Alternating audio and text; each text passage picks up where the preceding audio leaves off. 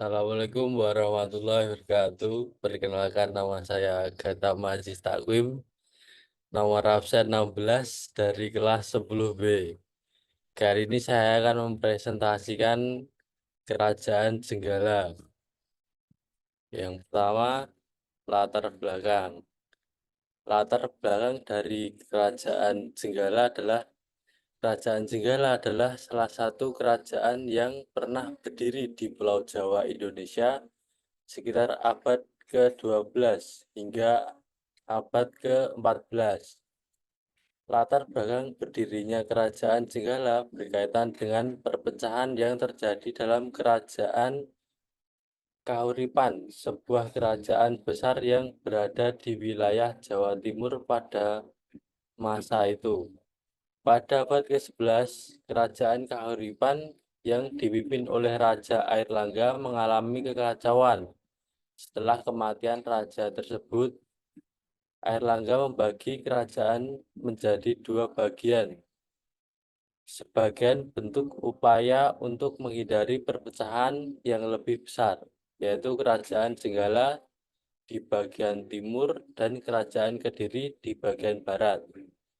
Pembagian ini dilakukan dengan tujuan agar kedua kerajaan tersebut berkembang secara mandiri dan mengurangi potensi konflik internal yang dapat merusak kestabilan. Setelah pembagian wilayah tersebut, Jenggala dipimpin oleh Raja Jenggala yang merupakan salah satu keturunan Airlangga. Selanjutnya adalah masa kejayaan.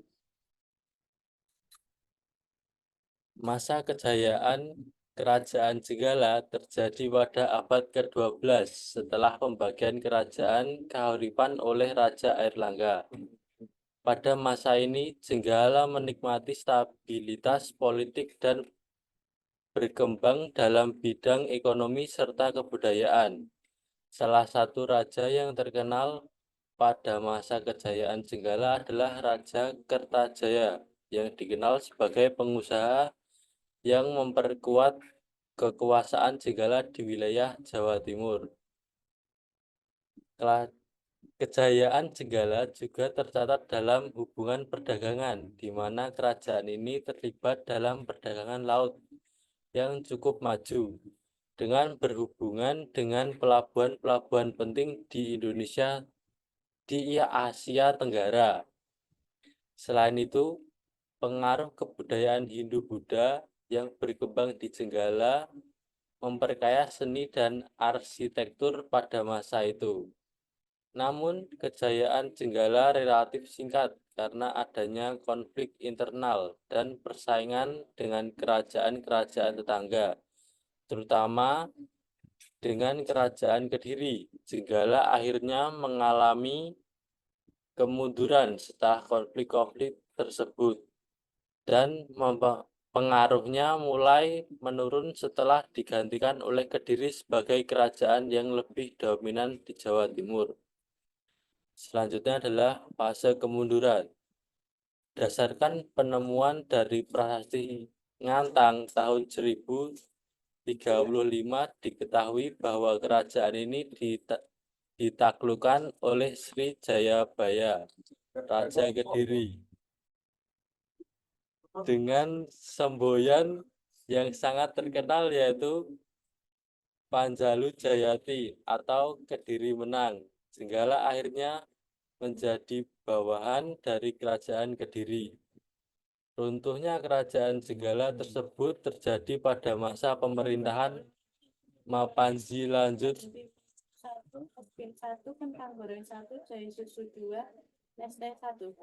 Ayes karena sering mendapatkan serangan dan Kerajaan Kediri.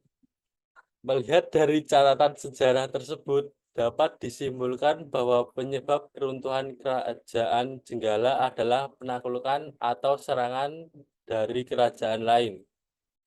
Melalui penaklukan tersebut, membuat masa Kerajaan Jenggala berakhir dan berada di bawah kekuasaan Kerajaan Kediri.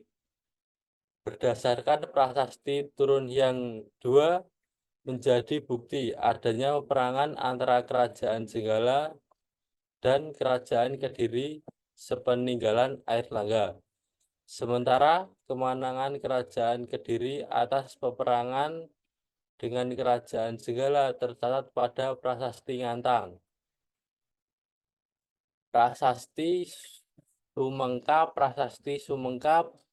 bertarik 981 Saka atau 31 Maret 1059.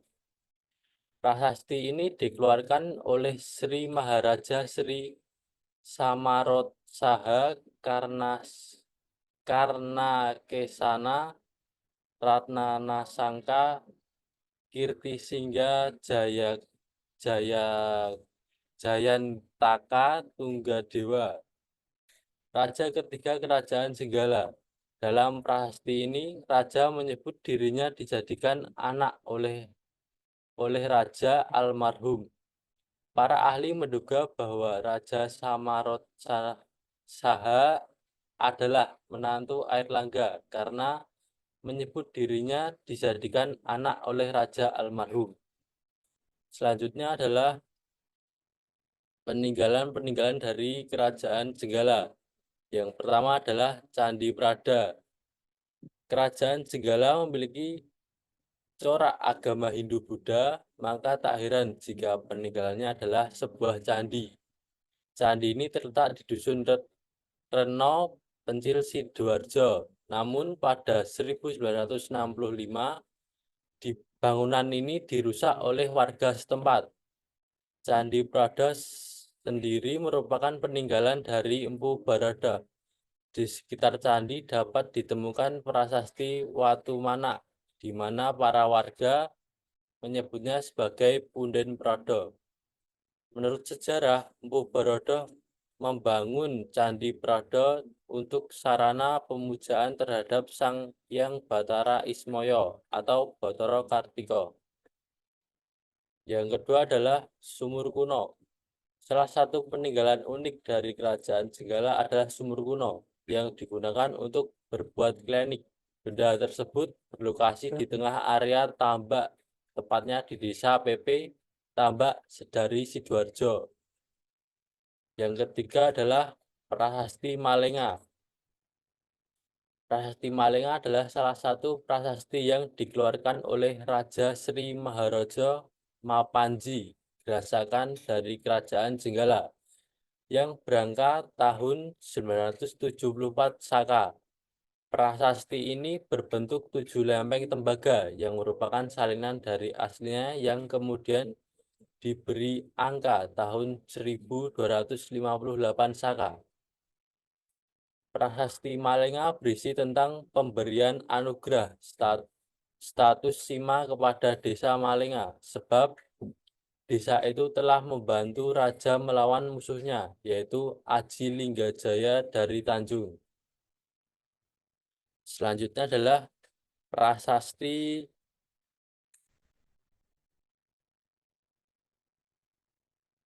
Sumengka. Prasasti Sumengka bertarik 31 Maret 1059 Masehi yang menyebut nama Raja Sri Maharaja Samarotsaha dengan cap Janggala Lancana. Diterangkan bahwa Raja Janggala Samarotsaha memberi anugerah kepada desa Sumengka sebagai desa Pardikan karena desa ini telah memperbaiki saluran air yang dulu dibuat oleh Paduka Empungku. Yang keempat adalah Prasasti Turun Hyang II, memperingati pemberian tambahan anugerah kepada penduduk desa Turun Hyang. Sebelumnya dalam Prasasti Turun Hyang I disebutkan bahwa mereka telah mendapatkan anugerah dari Raja Airlangga.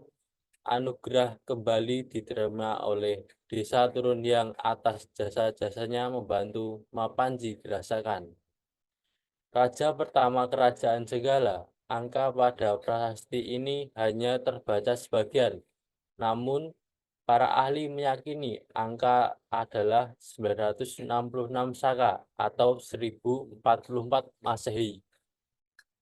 Selanjutnya adalah tumpukan batu bata.